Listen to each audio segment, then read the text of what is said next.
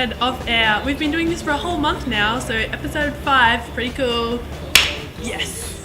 My name is Claire. I'm Grace.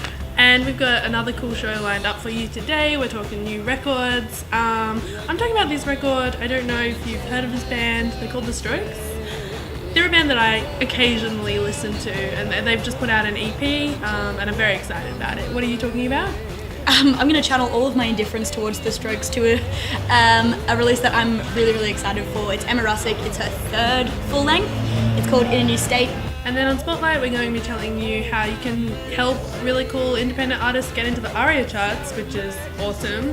And then, of course, we've got gigs we went to and gigs that you should go to this weekend in Brisbane. Yeah!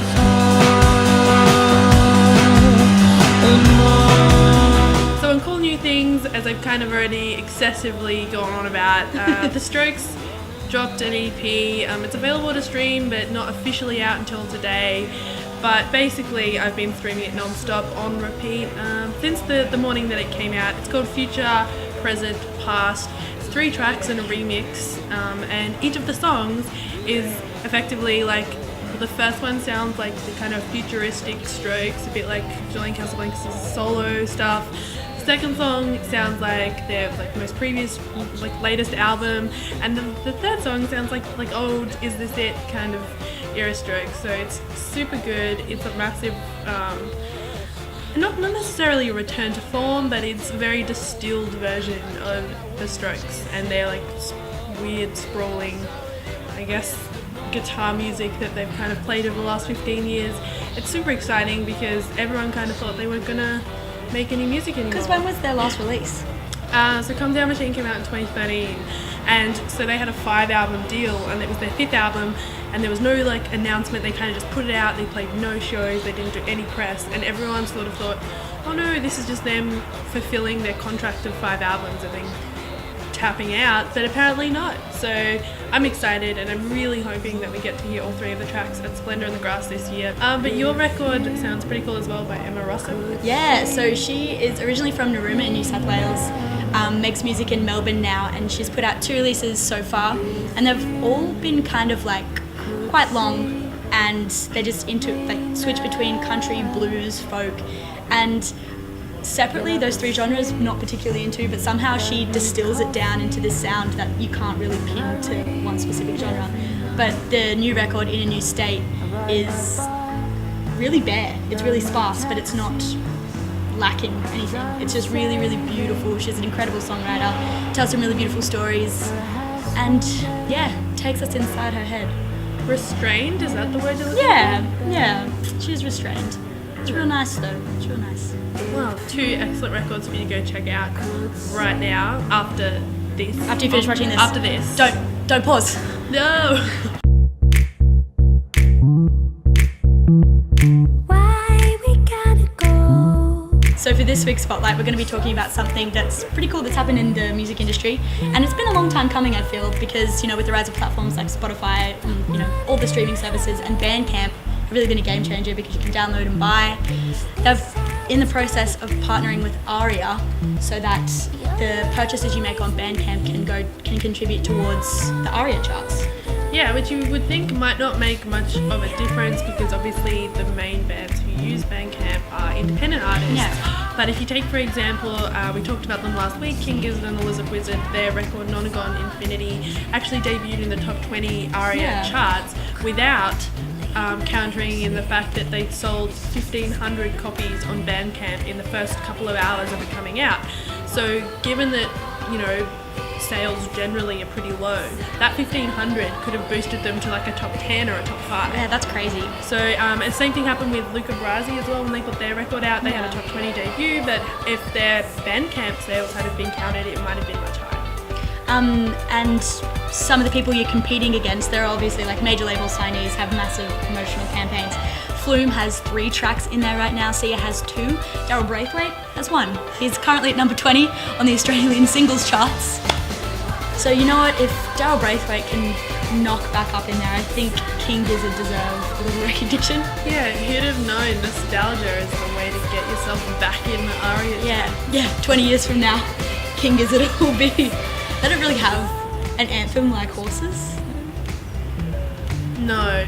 So I don't think anyone has an anthem like Horses. No. Isn't that Dale Braithwaite, you've earned that. You've earned that throwback. respect?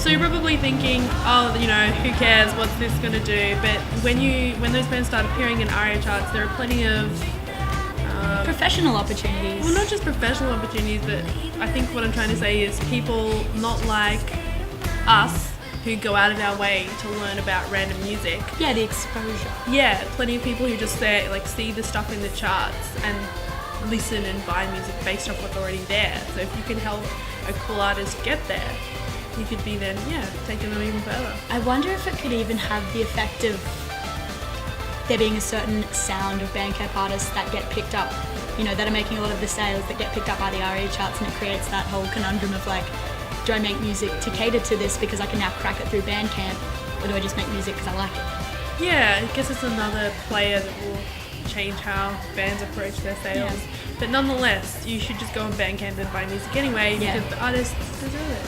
Bandcamp is rad.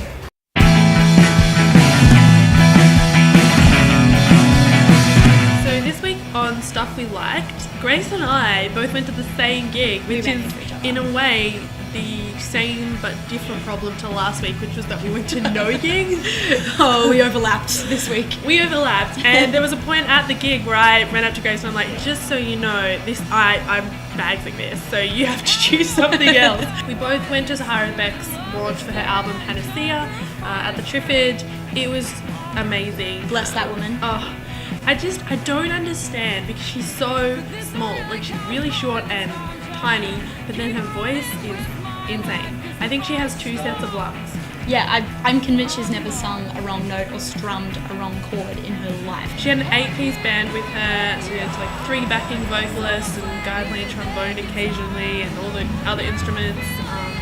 And she was just so good, and she's so like professional on stage and just takes everything on her stride. It was definitely one of my favourite shows, and at the Triffid, where that's like the sound is already really good, the combination was really impressive. Really great support from local gals, Gabriella Cohen and Amela as well. Yeah, that's true.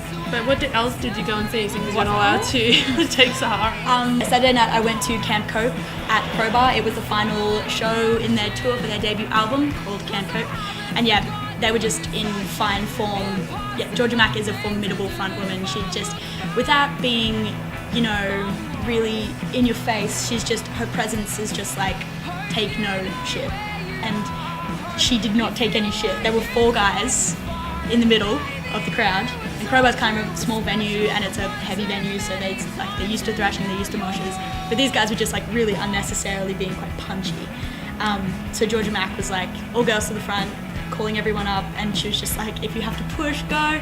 So there were all these girls up the front, and then there was just this really insistent bunch of dudes who would not move and who kept being very thrashy unnecessarily, and the girls pushed back and were just like, can you not bro? And then like the most amazing thing happened, which I wish would happen at every show, which is they got kicked out because they were being douchebags.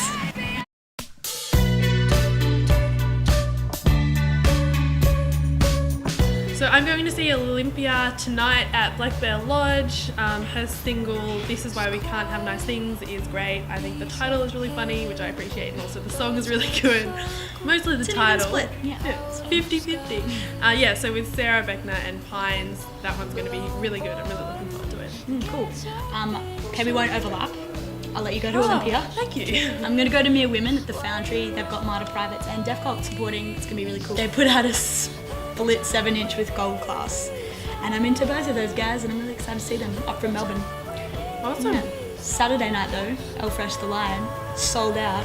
So excited. I just wanted to pop that in there because I feel really exclusive going to a sold out show.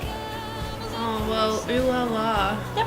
I'm not doing anything Saturday. Oh, Take me. You can't come. I'm kidding, you can be my husband. Oh, thanks. Yeah. I think that's another episode done and dusted. Thanks for sticking with us for the past month. 5. That's like, next time I won't even be able to do it on one hand. Like, no? I'm sorry. Thanks for watching again. Bye. Bye. Stack like Sammy, precious jewels.